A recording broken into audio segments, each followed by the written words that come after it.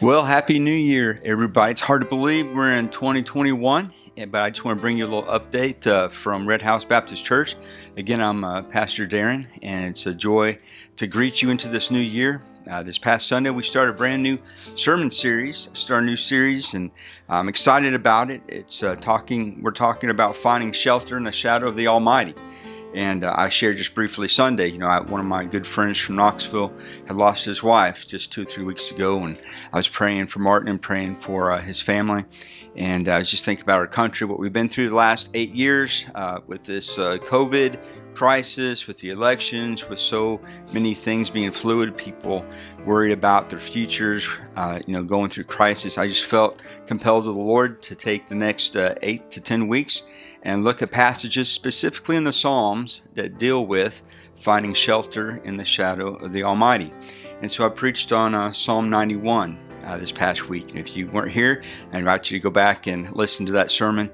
And I think it'll be a joy and a blessing to you. And if you've never memorized that passage of Scripture, that's a great passage to have locked away in your heart because you're going to face a crisis. And when you do, the only real refuge and hope that you have is going to be finding shelter in the shadow of the Almighty. So with that being said, I just want to remind you that we do have mask-only worship in the gym. And so if you come to Sunday school, and we just got a few Sunday schools that are still meeting, but we invite you to come. I know the youth are meeting, the children are meeting. We got a couple adult classes meeting. There's a big class that meets in the gym, and we're all socially distanced. But we're going to have mask-only worship in the gym, but we encourage people to wear the mask in and out. And of course, while we're seated in the sanctuary checkerboard, we can enjoy worship and worshiping together, fellowship with one another. So just encourage you to come. One of my good friends, Bob, is with me today. Bob, I met you the weekend that I came in view of a call. So that would have been May 2013. No. Yeah. Let me think. It's been 8 years ago. Yeah. It was 2013. Yeah, 2013. I believe so. So this is starting my 8th year this summer. So I met you. You were a deacon. I knew you were a professional. Worked in Lexington. I knew that you were a great businessman. I knew you had been instrumental in our church as a deacon, as a trustee, very faithful. And I appreciate you and your wife so much.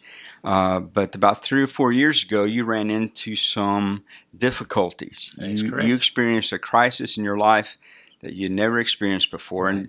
And what I really want you to do, Bob, is because of the sermon series, I want you to share, if you don't mind. I know this is personal, but what happened briefly, but majority of the time, if you could give your testimony, because you wound up spending time in prison. That is correct. And so the idea of God being your help, God being your fortress, God being your strength, your rock, your refuge, your deliverer, that's what I really want you to build onto. But share with our people a little bit about yourself, the crisis you entered into, and then how God was your strength. Sure. Well, Pastor, for most of my adult life, I was in real estate. Oh, okay. Commercial real estate. And the company that I retired from after 26 years, some issues arose on how I'd handled some of the properties that I managed. And it involved a legal proceeding. Okay. And I fought it for about 1.5 years. In attorney fees alone, it cost my wife and I over $100,000. And after a while, the feds, or the federal prosecutor, approached my attorney and said, "We can go on with this forever, and we'll bleed him to death if we have to." Okay. So I settled. And because it was causing a lot of stress on my wife and on myself, and we were about the only two that truly knew about it. Our son and daughter, who live in different parts of the country from us, knew some of it. But I settled, and it involved some time in a federal prison. And for someone who had never been arrested, never gotten a citation or anything, I self-reported, never set foot in a jail cell or anything, self-reported to Coleman Low Federal Prison in Coleman, Florida. It's about 45 miles outside of Orlando. Okay. And for someone in my situation who had never been involved in a situation like this, Never been on the wrong side of the law. never before. on the wrong side of the law, and to self-report to a federal prison. And Coleman Low was built in 1995 for about 1,600 inmates. Okay. When I left after about 7.5 months down there, there was 2,200 inmates. Okay. So it was packed. It was packed. The whole Coleman complex, which consists of a women's camp, a low, a medium, and 2 highs, had over 10,000 inmates. Okay. I'll never forget that day I reported, and my wife dropped me off, and I went inside, told them what I was there for. So it's not like the police showed up in the movies at your house, No, bust down your door, shackled you, and it wasn't nothing like that? Nothing like that. Okay. And so we flew down and got a rental car and spent the night at a local Hampton Inn. The next morning I went in. She dropped me off in the lot, and I said, "What in the world was going through your mind?" Well, let me tell you, scared that night to death. before. It was, when you go through something like this, you think you can work your way through it. Mm-hmm. But it weighs on your mind. And every day, as soon as you wipe the sleep from your eyes, it comes to the forefront. Now, tell me if I'm out of bounds. I don't want to kind of this is personal, but I believe you shared with me that you thought if you would settle, that you would you could cut your losses financially. Exactly. And that you wouldn't. Your lawyer said you wouldn't serve any jail time. That's right. Thought I was going to be just on probation. So that's the expectations. That was the expectation. And then you find out that that's not the case. After reporting, to the sentencing date, I walked in there thinking that I was going to be on probation. Okay. Both my attorneys said as we were going through. That's why you agreed to plead guilty? That's why I agreed to plead guilty, because I was going to get probation. Wow. And in your mind, did you think you were guilty? There are reasons. Legal reasons? I did something wrong, but there were reasons for that. And without implicating other parties that might watch this or something, sure. I can't go into that. And part of my agreement was that I would not say certain things. But we presented a case to the judge, and the judge's response was, well, we know the people that you work for. We know all what you're telling us. We already know that. Okay. But can you explain why, in more detail, that you did what you did? And so for people who are confused, like I was, it's a lot of legal speak. It's a lot to do with real estate laws, the way you set things up, the way you transfer money, the way you handle with. When I retired in February of 2016, I had the largest managed real estate portfolio in Kentucky. Wow. 2.5 million square feet, 26 different properties. Commercial properties. Involving probably close to 80 buildings. Okay. And on 4 of those properties, and I was in charge of collecting money, rent, whatever, operating expenses. 4 of those properties, they said I did not handle the operating expenses correctly. And that led to, and even though we tried to settle with the people I worked for, I knew going in, how they were, and they would not settle. They wanted blood, to say that. Okay, so back to Florida. So you're turning yourself in. Right. You and your wife are having a meal. You're in a hotel. Mm-hmm. The next day you're checking yourself into a federal prison. That is correct. What was that like, and what was your prayer like that night? Well, that first day is pretty much like a daze. I self-reported, and there were 4 other men coming in at the same time that I was, but they were being brought in from other locations, and they were handcuffed and brought in. So they put us all in a room together, and I'll never forget when I came out for my initial interview before I reported to the out onto the grounds. The officer says, "What are you doing here?" He looked at my case. He says, "What are you doing here? You should, if anything, be at a camp. Why are you doing here in a federal prison facility?" So I thought, I'm glad to leave any time. And he said, "Well, you won't be here long." I ended up being there 7.5 months. Okay. And then you transferred up to West Virginia? I transferred to a camp in Beckley, West Virginia. Okay. Spent the rest of my time in Beckley. And camps are a lot different. They're more like an adult daycare is what they are. Oh, really? I was the payroll clerk and the town driver in Beckley. So I took care of all the payroll, and then took the guys around. Took care of the payroll? Yes. In a prison? Yeah, and I did the payroll. And, really? Yeah, because it's amazing how it works. But and then every morning I would get up before I'd start on payroll, and I'd drive the guys to their job sites and things. Because of the camp, you have to work. So chronologically, you're 7.5 months in Florida. In Florida, yes. And that was a federal prison.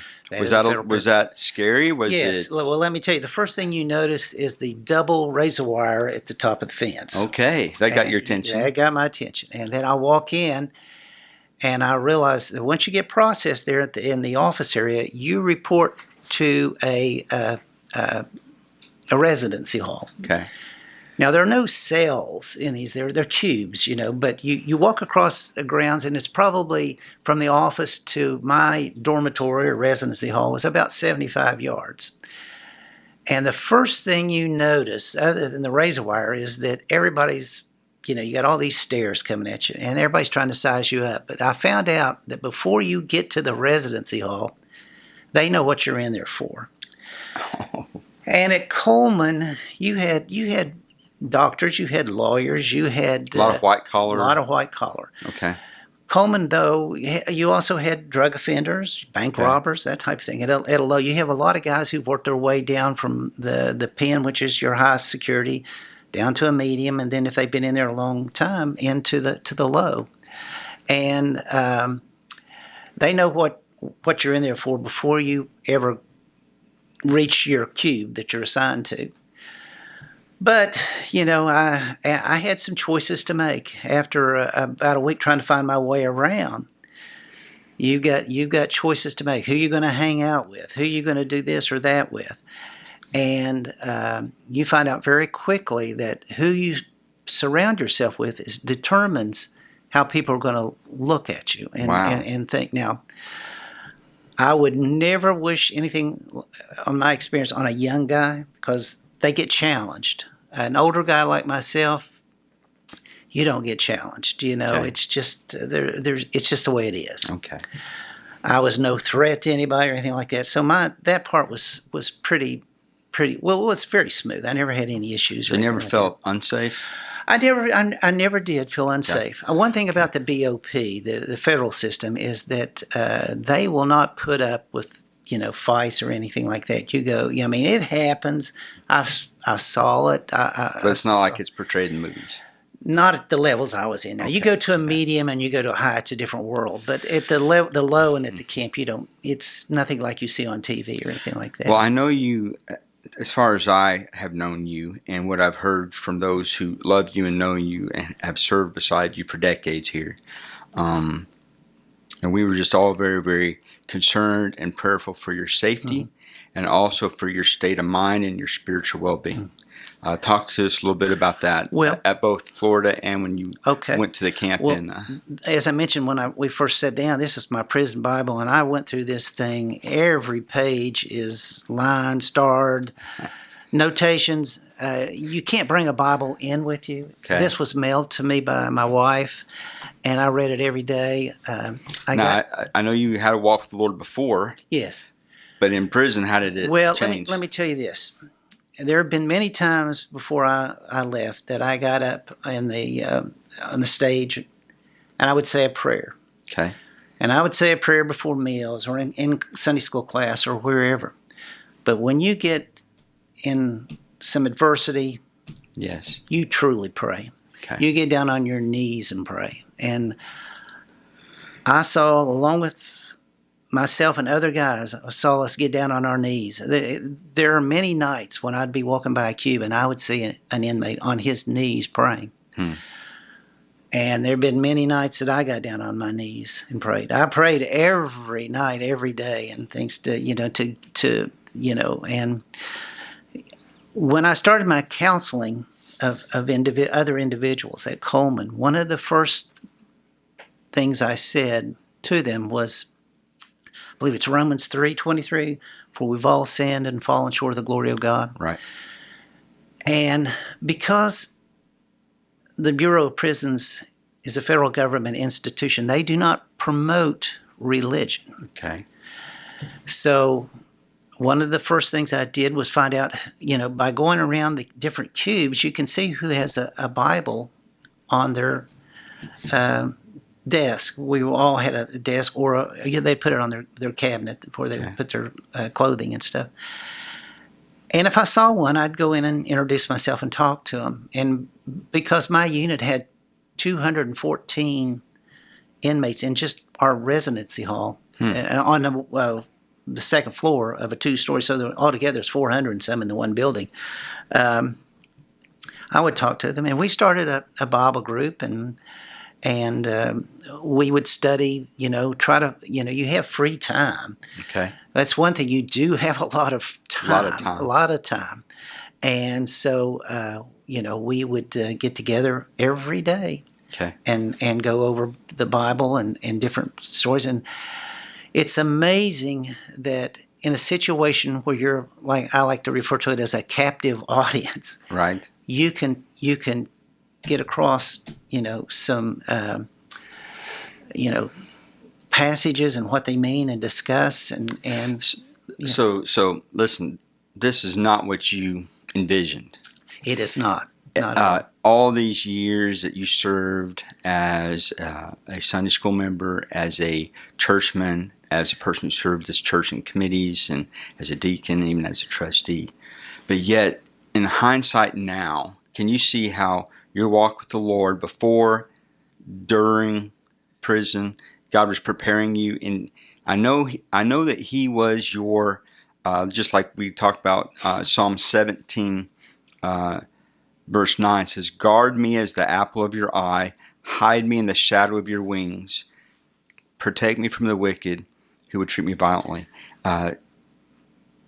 Did you sense that God was looking out for you, and that Yes. you were under His protection in the shadow of His wings? If I did not believe that God was with me every second of every minute of every hour of every day, I couldn't have made it. Okay.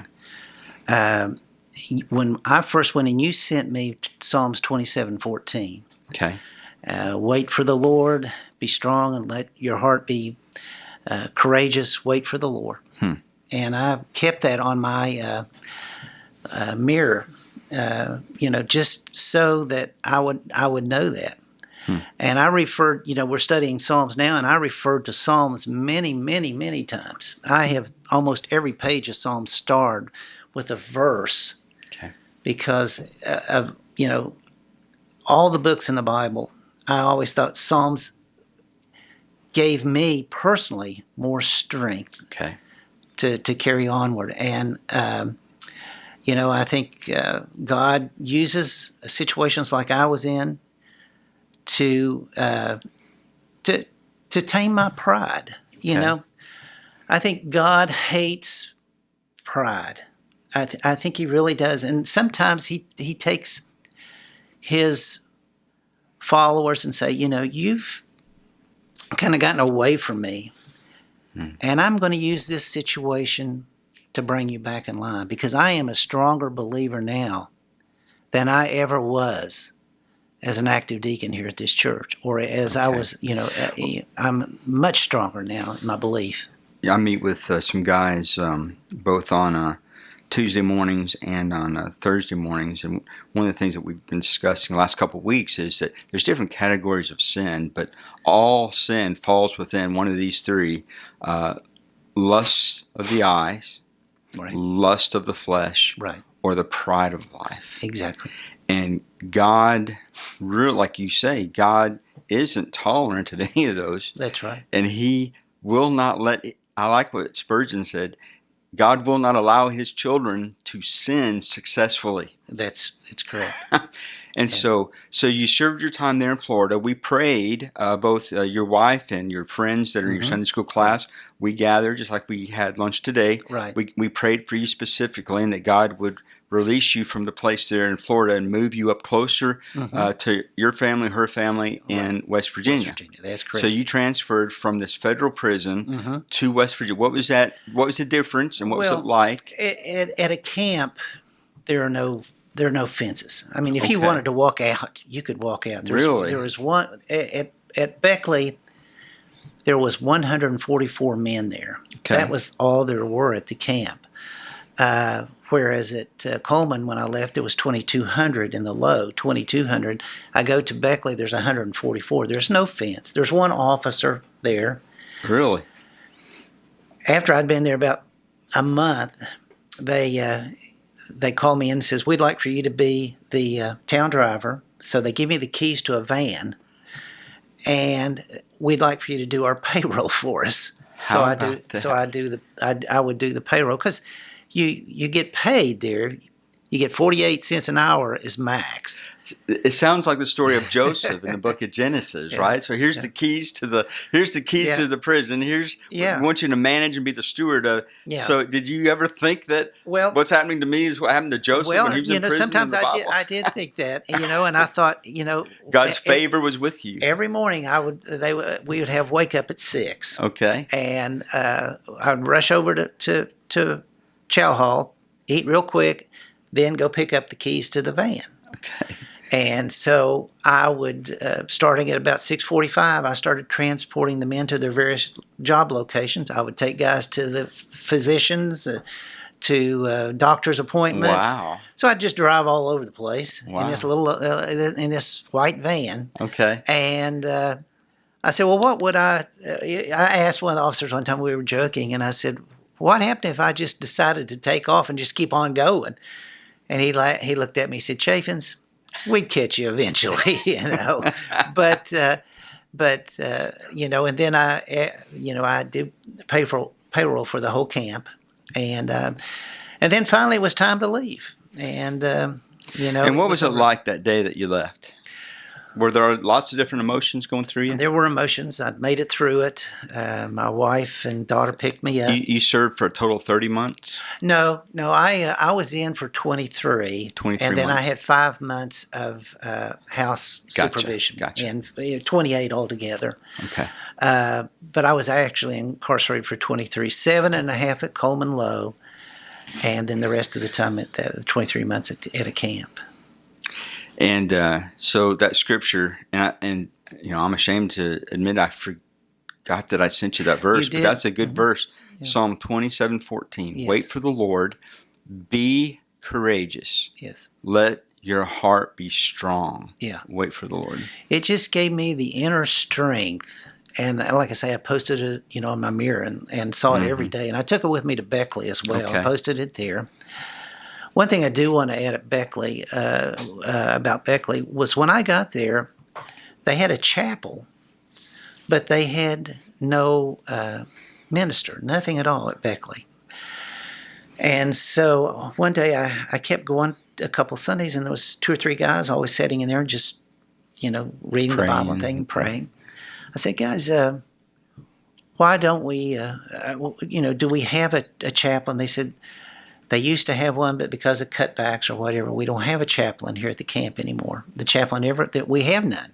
So you wrote me a letter, and I was trying to. How is Bob the chaplain? At this prison. Well, I asked, the head officer, because we didn't. The warden was at the medium, which is not too far away, but at a camp you don't see those people too often. But I asked the chief officer there at the camp, I said, would it be okay if I organized a chapel service? He said, it Wow. doesn't matter to him. He said, if Wow. you want to do it, you're responsible to make sure the place is cleaned up afterwards and to make sure that there's no issues in there and, and nobody's taking this or that.